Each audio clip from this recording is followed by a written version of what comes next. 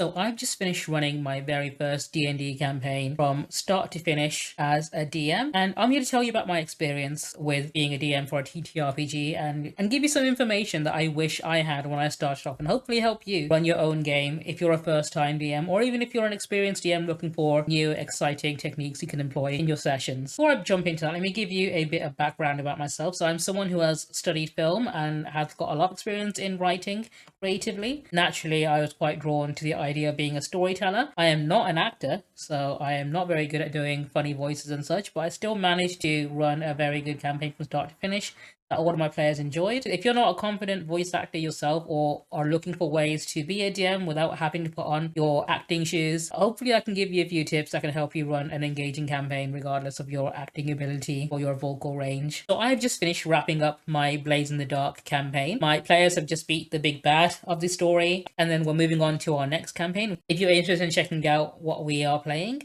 the campaign I ran was actually ran using a VTT called One More Multiverse. It was a great tool to get started. In fact, that's one of the things I would recommend first. If you've never ran any TTRPG campaign before, I would recommend starting off using a virtual tabletop like Roll20 or something similar, purely because it does handle a lot of the maths for you. And it can be very daunting at first when you're trying to tell a story but also trying to work out math on the side. And multitasking like that can be difficult, and it is easier for your first time if you are using a tool to help you assist calculate the dice rolls. But that's not the only thing I would recommend if you're a first time DM. So I know a lot of you watching this want to play D&D 5e, which is the most popular one because everyone loves Dungeons and Dragons. But there are other modules and role-playing games out there that are a lot easier to run. And the one I ran was called Blades in the Dark, which uses a system called Powered by the Apocalypse or Forged in the Dark. And it's a system that only uses d6s. And it's a lot more focused on roleplay, so you don't have to worry too much about combat. And there's a lot less to learn about the game, which means you can focus more on the storytelling aspect of it, which is what I wanted to do. And I felt that running that was a lot easier than having to run a D&D 5e campaign, purely because when it comes to D&D, you do need to know the rules inside and out. And if you're new to the D&D hobby, this might be something that you might not have yet. You'll probably acquire over the years as a player. For context, I was a player for D&D 5e for about 5 years before I ever DM'd my first session. And while I knew the rules very well, I wouldn't call myself an expert in it or anything, and I would still need to reference things very often. And that's one of the advantages I found in running Blade in the Dark, to the point where I wasn't looking at the rulebook at all when I was running the game. In fact, the only time I've ever looked at the rulebook whilst running that campaign was when I was setting up the whole thing, and then once it was all ready to go, I really didn't need to look at it again. Whereas when I ran my D&D 5e campaign, which I'm currently going through, which is Curse of Strahd, I'm constantly finding myself referencing back to the book over and over again. So if you are planning on running a 5e session, just bear that in mind. Unless you've memorized the entire Player's Handbook and Dungeon Master Guide, you're probably going to be having those books on hand next to you to resolve any queries. But that does bring me on to my next point. If you're going to be running a game from a source book like Curse of Strahd, or Descent into Avernus, or if you're making your own story. Something I did with Blade in the Dark that I don't think you can do with 5e as easily is that I can just completely disregard certain rules, because there really aren't many, and there are some aspects to the game that I felt my players probably wouldn't enjoy as much. And I wanted to tell us tighter, more focused narratives, so I did away with certain things, I just chose not to use them, and it had no negative impact, because it's a much more flexible system than D&D 5e is.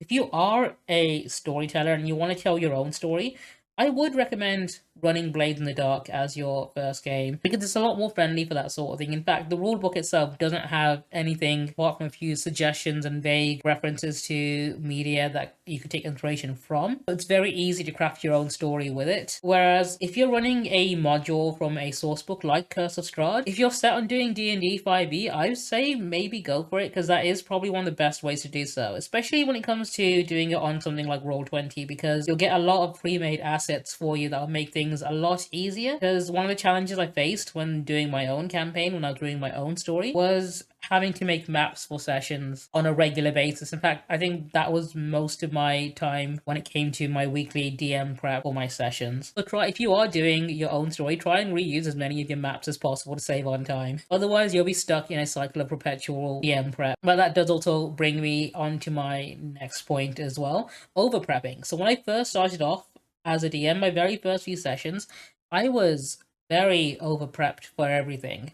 because I wanted every session to feel like, some really amazing handcrafted experience. And it got to the point where I realized I was shooting myself in the foot. I was really restricting myself narratively, and I felt sometimes doing less prep gave me more freedom to craft a story with my players and let them be more involved in the story process. And that ends up making sessions a lot more engaging. And you probably heard the term railroading quite a lot in the TTRPG space, and that usually comes down to DMs, I think, just over prepping and then wanting to make sure everything they prep gets used, because there'll be times when you'll prep an entire very complex puzzle for your player to solve, and then they find a solution within 5 minutes, and then you realize this entire 3 hour session that you planned is over instantly.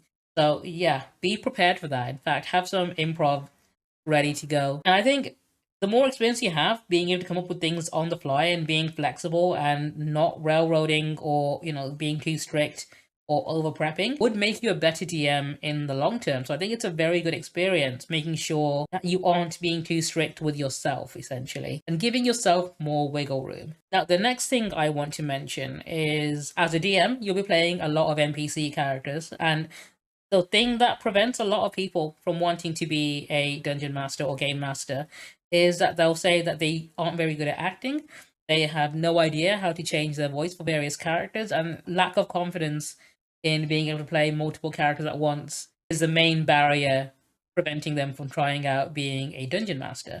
And I'm not a very good actor. I am a terrible voice actor. I don't do any voices for my characters. But what I did do, I took inspiration from one of my favorite video games, Divinity Original Sin, made by Larian, which you guys all know, made Baldur's Gate 3. And the narrator in Divinity Original Sin 2 narrates a lot of what's going on as if it's a story, and I adopted that into my own DM style. So when I have my NPCs talking, I'll narrate it like it's a story. So I'll say things like, you walk into a bar and a drunkenly pirate stumbles over to you, slurring his words, and challenges you to a duel for ownership of your dog. And I could have acted that out as the pirate. If you're someone who's not confident in acting out scenes like that, or doing voices, or changing your voice for different characters, I'd say try doing that as your approach, and you might be more comfortable. Maybe later on, if you want to try doing voices for characters after you've established a few of them.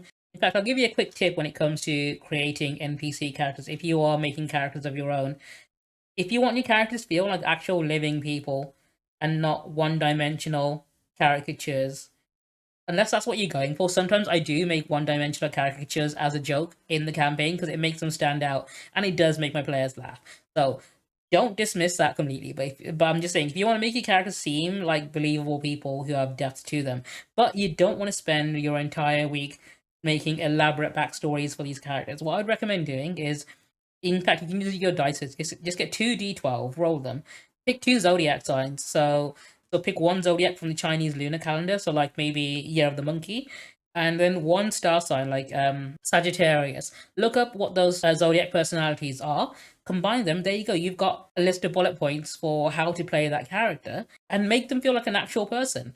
So if you need to make NPCs on the fly really quick like that, it'll give you the framework for making your character. You can fill the rest in later, because there will be times when your players will talk to the most random NPC possible and they'll get attached to them and want to know their name and everything about their personality and stuff. And if you're someone who always preps that sort of thing beforehand, you'll find yourself at a loss for when that happens in the middle of your campaign, and you'll be stumbling over yourself trying to fill in the blanks the last second. I think it's good practice just to have a system ready to make a character on the fly, on the spot. In fact, just think of 2 random star signs and what you know about them, and stick that into the character, and you've got a rough skeleton on how to play that character for your players. Now, when it comes to session prepping, I think the thing that took the most time for me specifically, it might not be the same for you, depends on what you're running. Like I said, if you're running a module, you might not have this issue because they make a lot of the assets for you. But making maps and character tokens and stuff, if you're running your own campaign with your own characters, your own story, your own world, that is a thing that's going to take up most of your time. And for that, I would really recommend looking up community resources. So you can look up asset packs for maps and tokens. A lot of them are free, but if you want to pay for a few, there are some very good artists out there who have made some premium assets you can always use. And I would say don't be afraid to use pre-made assets. Not everything has to be handcrafted by you specifically. In fact, spending some money or less time on making art assets means you have more time to craft your own story. And I know that's what my talents lie in, is in writing and storytelling. So I normally would just hire an artist or even look up free community packs for assets for monsters, maps, character tokens. And I would really recommend looking some up because there are some very good sources out there. In fact, I'll give you one tip. So one of the campaigns I'm going to be running in the future is a gothic horror RPG set during Victorian times and such.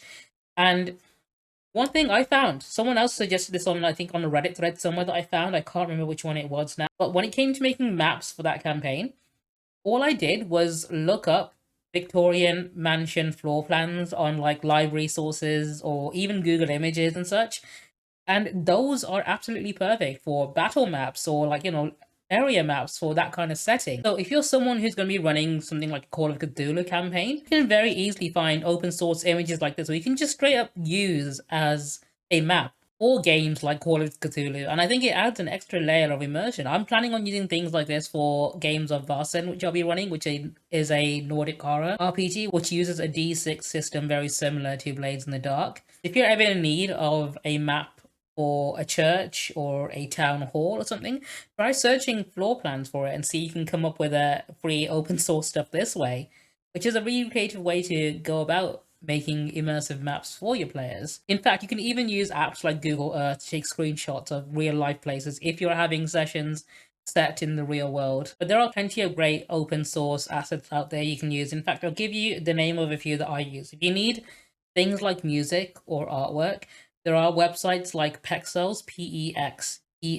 So it's like pixels but with an E. And there's also Pixabay, Pixabay. Those are places where you can find royalty-free assets like pictures, music, artwork, which I use all the time. Especially when it comes to music. They are very good sources for music for my campaign, and I like using music in an immersive way to get my players into the game. So I would recommend having a look around for things you can use for your campaign, but also don't restrict your searches to just D&D or TTRPG related. If you think outside the box a little bit, depending on what you need for your campaign, you might find exactly what you need in other places. Now, I know the other daunting thing when it comes to session prepping as a DM is when you have players drop out and have to continue the campaign either with less players or someone just misses a session and you think everyone has to now cancel.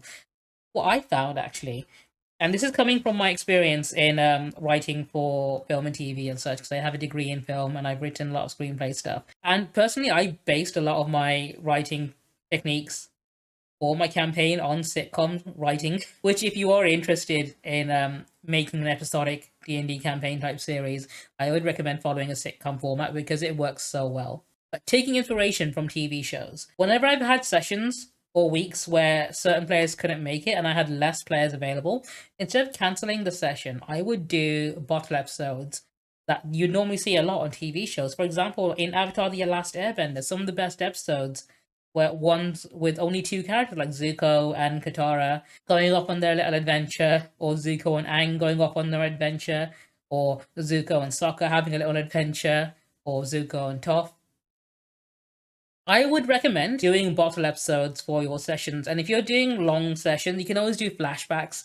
So if your characters are in the middle of a dungeon, one session, and the next session, two of your players aren't able to make it, so you only have like maybe three or maybe even two people available, depending on the size of the party, have a flashback session where it takes place before they even went on the adventure, possibly, or before they even went to the dungeon. And in fact, it can be an excuse to reuse one of your maps previously. Just to give you an example of what I mean, if you've only got like two people for a session, have a flashback to a time when they were locked in a room together. In fact, just parody the moment in Drake and Josh when he asks where the door is, and you'll find that some of those sessions are the absolute best when it comes for roleplay. I've done sessions where I've only had two players available, and those ended up being some of the most memorable sessions I've run, and you don't need to do much prep for them either. But don't be afraid to run a few sessions with less players, because life gets in the way all the time. And sometimes people have other priorities and commitments that are very important and they'll need to take care of beforehand. But don't ever take it too personally if people keep cancelling or not showing up. And in fact, I've often used times when I wasn't running a session to give myself an extra week to prep extra ideas. Or just take a rest. There's nothing wrong with having a break and putting your feet up. It's good to take care of yourself from time to time, so don't be afraid to ever cancel a session if you're feeling burnt out and you need a break from it. In fact, that's something you should make very clear with the entire table at the very start, and that it should be okay for players to take breaks if they need to, or step away from the campaign. Playing D&D should never have to feel like a chore or commitment. It should be for fun, which is the most important thing. Thank you for watching my video. Please comment below if you have any other tips that you want to share with me specifically, or if you learned anything from me. My Blaze in the Dark campaign has just wrapped up, and we'll be starting a new campaign. So if you're interested in that, please do check us out, or just check out some of my other videos. I also stream on this channel, so if you ever want to chat with me directly, feel free to drop by whenever I'm live, and I'll hopefully see you in the next one.